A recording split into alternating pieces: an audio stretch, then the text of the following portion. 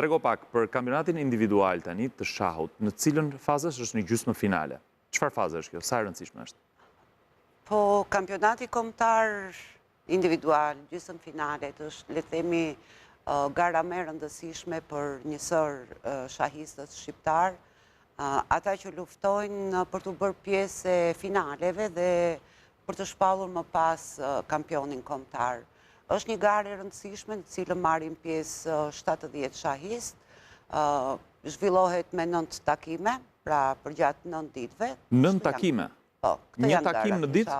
Po, sepse garat me sistemin klasik, që është sistemi të menduarit që jep mundësi lojtarëve të kenë një periudhë të menduari më të gjatë, janë gara që zgjasin diku te 4 orë e gjysmë, 5 orë. 4 orë e gjysmë, 5 orë. Në çdo takim, edhe marrin pjesë, luftojnë, synojnë për të kualifikuar për garat finale. 5 prej tyre do të jenë të kualifikuar në finale, që luhen me 10 lojtarë dhe ndërkohë 5 janë direkt të kualifikuar, le të themi 3 më të mirët. Nga vinë këta 5? 3 më të mirët me lo ndërkombëtare. Okej.